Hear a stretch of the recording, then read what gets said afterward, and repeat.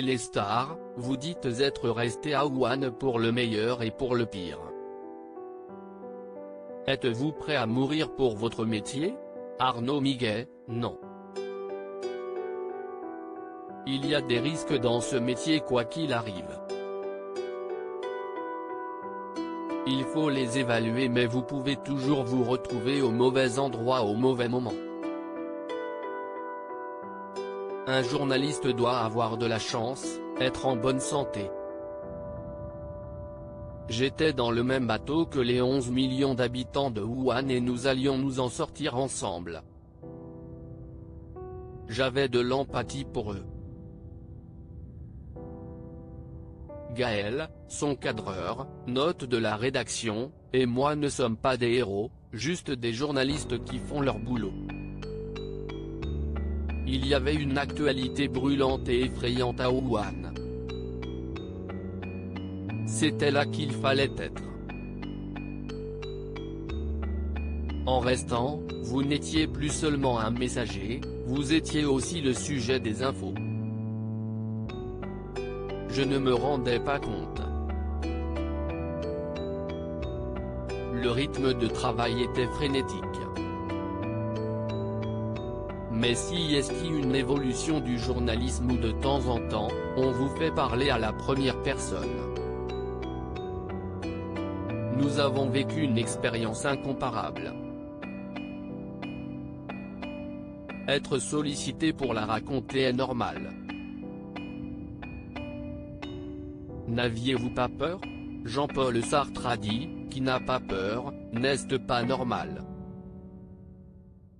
Vous vous posez la question, mais vous êtes là pour que les gens vous racontent des choses, pas pour avoir des états d'âme sur vous-même. Vous les avez plus tard. Si est cependant toujours anxiogène de savoir que la moindre fièvre vous rend suspect et vous expose à être embarqué dans une clinique de la fièvre. Il fallait surtout qu'il ne nous arrive rien d'un point de vue santé, car en Chine le moindre problème se soigne à l'hôpital.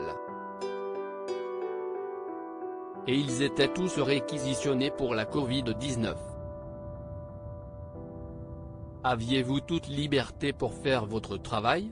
En Chine, la carte de presse ne veut rien dire. Vous ne pouvez pas toujours faire ce que vous voulez, même accrédité par les autorités chinoises. Nous avons la chance que nos sujets soient diffusés en France, et non en Chine. La grande muraille numérique ne permet pas de voir ce qui est diffusé ailleurs que sur les médias autorisés en Chine. Nous étions surveillés forcément.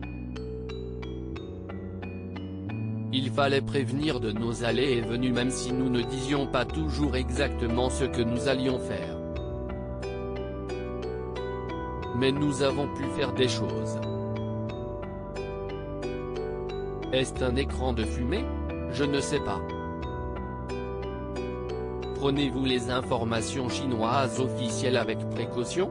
Pour un journaliste, tout est sujet à caution. Il faut essayer de tout vérifier et quand si est impossible, le dire. Je sais que la Chine cache des choses, en révèle d'autres tardivement. Si est aussi vrai partout, même en France. Le livre d'Arnaud Miguet, 133 jours à Wuhan, sera publié en mai dans la collection Le 1 en livres, aux éditions de l'Aube.